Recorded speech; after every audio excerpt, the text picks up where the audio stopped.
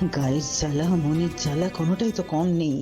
তিতিরের যে কি হলো, কেসটা কি হলো কিছুই তো বুঝতে পারছি না। টাউন হাসপাতালে আসবো বলে কোথায় যে গেল তিতির। উফ, সোমরাজ বলল ডেলিভারি হবে, তার মানে সেটা তো আর আটকে নেই, তাই না? এইভাবে কি করে লাগলো বলো তো মা তোমার? কি করে আর লাগবে বাবা?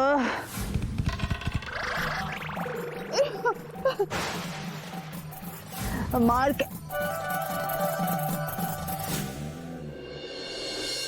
মাথা মাথা মাথা ঘুরে পড়ে গেছিলাম রে। এত টেনশন, মাথায় এত টেনশন, বাপরে বাপ। বাড়িতে সবাই অসুস্থ, তিতিরের ডেলিভারির টেনশন, তারপরে তুই তো প্রেগনেন্ট আছিস রে মা, তোর যাতে সব ঠিকঠাক থাকে, হাজারটা চিন্তা মাথার মধ্যে। মাথা ঘুরে পড়ে গেছিলাম তো। পড়ে গেছো? কিন্তু মা, মাথা ঘুরে পড়ে গেলে তো এরকম কাল ছিটে পড়ে না, এরকম তো কাল ছিটে পড়ে মার খেলে।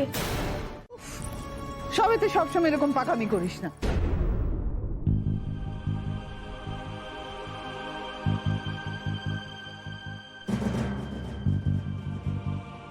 কি হলো মা? ওভাবে দেখছিস কেন আমাকে? আমাকে একটা সত্যি কথা বলো তো, তোমার সকাল থেকে কিন্তু বিহেভিয়ার আমার সুবিধার লাগছে না। তুমি কেমন একটা চমকে চমকে কথা বলছো, কি হয়েছে বলো তো তোমার? মা, কি ব্যাপার, তুই এরকম করছিস কেন? এখন তুইও তিতিরের মতন আমাকে অবিশ্বাস করছিস?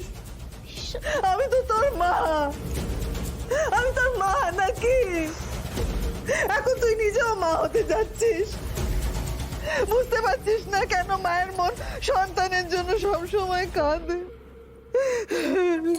ঠিক আছে মা, তুমি একটু চুপ করো এখন, প্লিজ চুপ করো। এমনি টেনশনে আছি তিতিরের ডেলিভারিটা নিয়ে, তার মধ্যে তুমি প্লিজ এরকম কান্নাকাটি করো না। চুপ করো একটু। এসো, বরফটা লাগিয়ে দিয়ে এসো। কি হয়েছে তোর? সারা দিচ্ছিস না কেন? তাকা আমার দিকে, সারা দে। কাঁদছিস না কেন বাবা? কাঁদ না প্লিজ, কাঁদ না, আমার দিকে তাকা।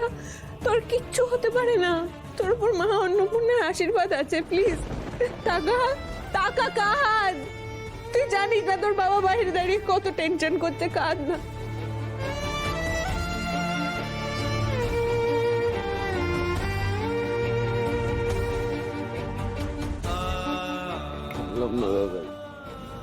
পারলাম না রক্ষা করতে। আমার সন্তান আর তিতিরকে আমি পারলাম না রক্ষা করতে। আমি হেরে গেলাম দাদা, হেরে গেলাম।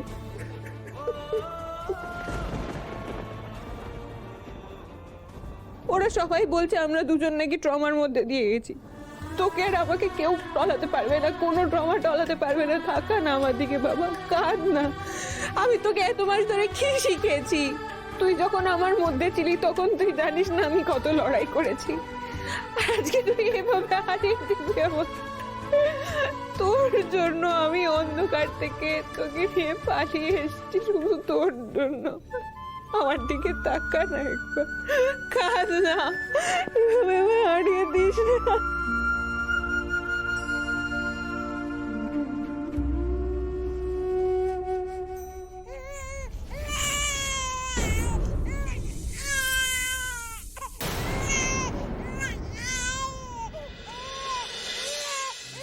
তবু চাইছে মন সারাটাক্ষণ, দেখো চাইছে কতবার তোমাকে যেন কাছে পেতে পাই।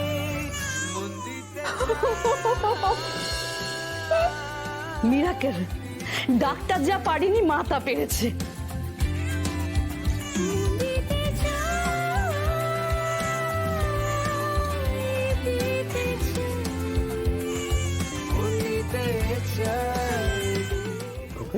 আর এখন তো সবকিছু ঠিকই হয়ে গেছে। হ্যাঁ শোন, মা মনে হয় উনি ঠিকই বলছেন, আমাদের এবার যাওয়া উচিত। হ্যাঁ শোন, চল না বাড়ি চল। তুমি একটু রেস্ট নাও, মুখ চোখের অবস্থাটা দেখেছো? আমরা আসবো তো আবার। তুই যাও না সোমরাজ, আমি আছি তো। ও তার মানে আমার কোনো দরকারই নেই এখানে।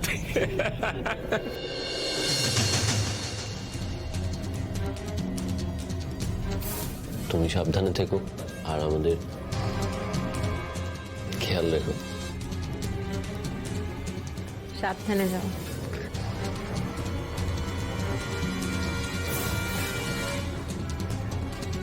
ওহ লাজবাব। এটাই তো আমি চাইছিলাম, আজ রাতেই হবে ধুমধুমার কাণ্ড।